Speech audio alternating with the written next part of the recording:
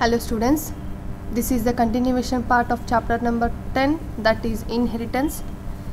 In the last videos I explained about visibility modes. How many visibility modes are there? There are 3 visibility modes: public, private and protected. Now I am going to explain the types of inheritance or levels of inheritance. There are 5 types of inheritance. Those are single inheritance, multi-level inheritance, multiple inheritance, hierarchical inheritance and hybrid inheritance. Okay, this is a very important question for your examination. So now I will explain one by one in detail. First I am going to explain the first type of inheritance, that is single inheritance. Let me explain what is the meaning of single inheritance. If a class is derived from a single base class, it is called as a single inheritance. In this single inheritance, only one base class as well as only one derived class. From the base class, we should derive only one derived class. Here the example, that is father is the base class. We are acquiring the properties from father class to new class, that is son class. Okay, only one derived class as well as only one base class. ಇಲ್ಲಿ ನೋಡಿ, single inheritance ಅಂದರೆ ಏನು? Single inheritance ನಲ್ಲಿ ನಾನು ಒಂದು ಕ್ಲಾಸನ್ನು ಮಾತ್ರ ಒಂದೇ ಒಂದು ಬೇಸ್ ಕ್ಲಾಸಿಂದ ಡಿರೈವ್ ಮಾಡಬಹುದು. ಅಂದರೆ ಒಂದು ಬೇಸ್ ಕ್ಲಾಸ್ ಇರಬೇಕು, ಆ ಒಂದು ಬೇಸ್ ಕ್ಲಾಸ್ನಿಂದ ನಾನು ಒಂದು ಕ್ಲಾಸನ್ನು ಡಿರೈವ್ ಮಾಡಬೇಕು, ಅಂದರೆ ಒಂದು ನ್ಯೂ ಕ್ಲಾಸನ್ನು ಡಿರೈವ್ ಮಾಡಬೇಕು. ಅದನ್ನು ನಾನು ಏನಂತ ಕರಿತೀನಿ? ಡಿರೈವ್ಡ್ ಕ್ಲಾಸ್ ಅಂತ ಹೇಳಿ ಕರಿತೀನಿ. ನಾನು ತಗೊಂಡಿರ್ತಕ್ಕಂಥ ಎಕ್ಸಾಂಪಲ್ ಯಾವುದಿಲ್ಲಿ? ಫಾದರ್ ಅಂತ ಹೇಳಿ ಬೇಸ್ ಕ್ಲಾಸನ್ನು ತಗೊಂಡಿದ್ದೀನಿ. ಆ ಫಾದರ್ ಅನ್ನೋ ಬೇಸ್ ಕ್ಲಾಸಿಂದ ನಾನು ಸನ್ ಅಂತ ಹೇಳಿ ನ್ಯೂ ಕ್ಲಾಸನ್ನು ಡಿರೈವ್ ಮಾಡ್ತಿದ್ದೀನಿ. ಅಂದರೆ ಸನ್ನಲ್ಲಿ ಪ್ರಾಪರ್ಟೀಸ್ ಎಲ್ಲಾನು ಸೇಮ್ ಫಾದರ್ ಪ್ರಾಪರ್ಟೀಸ್ ಆಗಿದ್ದು, ನನಗೆ ಹೊಸದು ಯಾವುದೇ ಪ್ರಾಪರ್ಟೀಸನ್ನು ನಾನು ಆ್ಯಡ್ ಮಾಡಬೇಕಂತ ಇರೋ ಸಂದರ್ಭದಲ್ಲಿ ಅದನ್ನು ನಾನು ಏನು ಮಾಡ್ಬೋದು? ಸನ್ ಅನ್ನೋ ಡಿರೈವ್ಡ್ ಕ್ಲಾಸ್ನಲ್ಲಿ ಬರೀಬಹುದು. ಹೌದಾ? ಅಂದರೆ acquiring the same properties from the father to the son derived class. ಅಂದರೆ ನಾನು ಏನು ಮಾಡ್ತೀನಿ? ಫಾದರ್ದು ಎಲ್ಲ ಬಿಹೇವಿಯರ್ಸನ್ನು ಸನ್ನಲ್ಲಿ ಇನ್ಕ್ಲೂಡ್ ಮಾಡಿಕೊಂಡು ಸನ್ನಲ್ಲಿರ್ತಕ್ಕಂಥ ಹೊಸ ಬಿಹೇವಿಯರ್ಸ್ ಅಥವಾ ನ್ಯೂ ಪ್ರಾಪರ್ಟೀಸನ್ನು ಕೂಡ ನಾನು ಏನು ಮಾಡ್ತೀನಿ? ಸನ್ ಕ್ಲಾಸ್ನಲ್ಲಿ ಇನ್ಕ್ಲೂಡ್ ಮಾಡ್ತೀನಿ. By all these things we can again define that single inheritance. That is, if a class is derived from a single base class, it is called as single inheritance. Okay, let me explain the second type of inheritance, that is multi-level inheritance. What is the meaning of multi-level inheritance? The classes can also be derived from the classes that are already derived. This type of inheritance is called as multi-level inheritance. In this situation, already we derive one derived class from the base class. Again that derived class is considered as base class.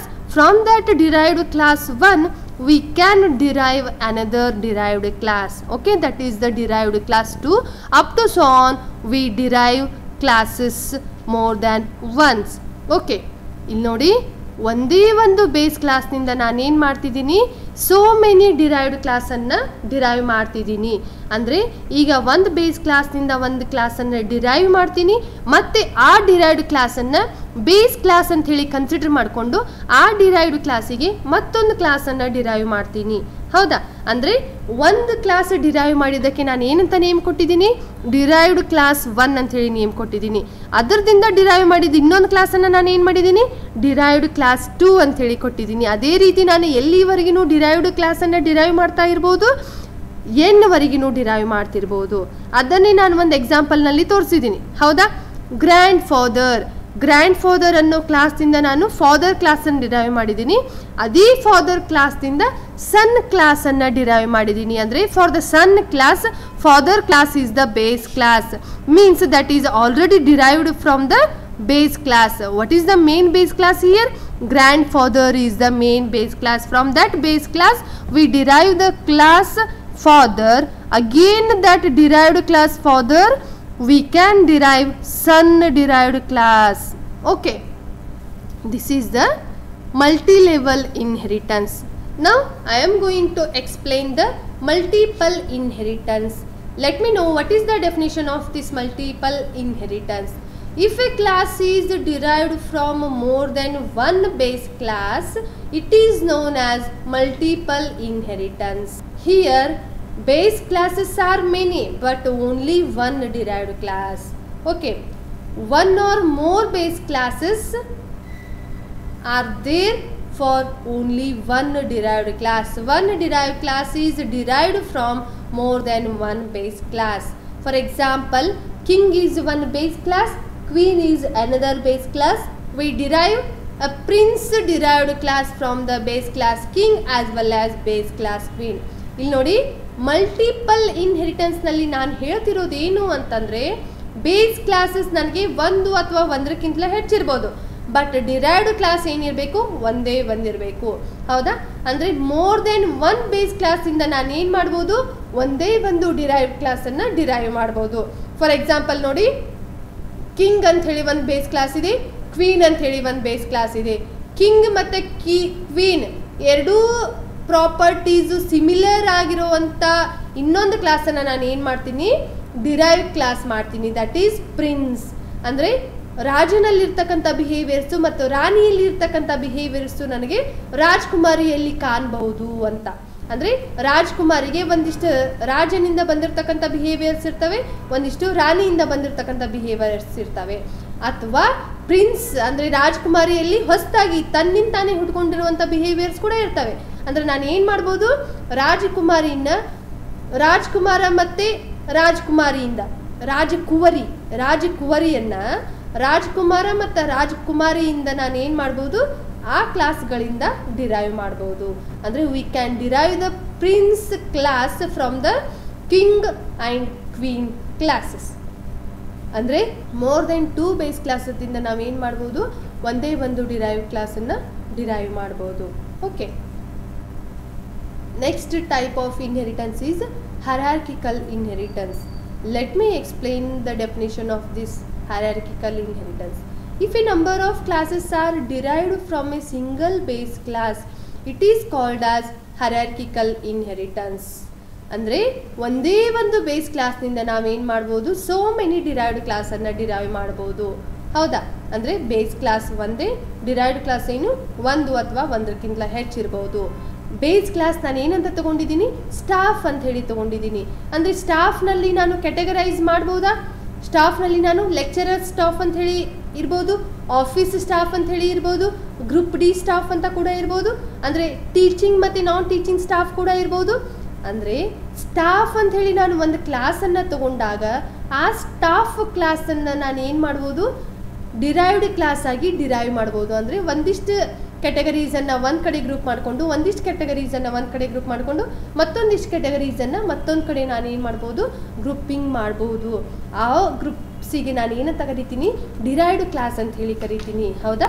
ಅಂದರೆ if a number of classes are derived, ಅಂದರೆ more than 2 derived classes are derived from only one base class, that is the staff base class. We can derive lecturers derived class, office staff derived class, as well as group D derived class.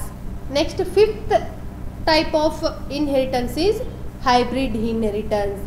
Hybrid inheritance is a combination of hierarchical and multi-level inheritance.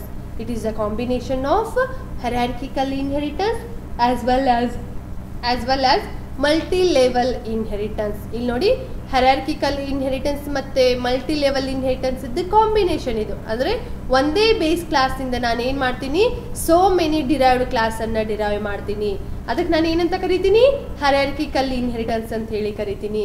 Already derived ಕ್ಲಾಸಿಂದ ನಾನು ಮತ್ತೊಂದು ಕ್ಲಾಸನ್ನು derive ಮಾಡೋದಕ್ಕೆ ನಾನು ಏನಂತ ಕರಿತೀನಿ, multi level inheritance ಅಂತ ಹೇಳಿ ಕರಿತೀನಿ.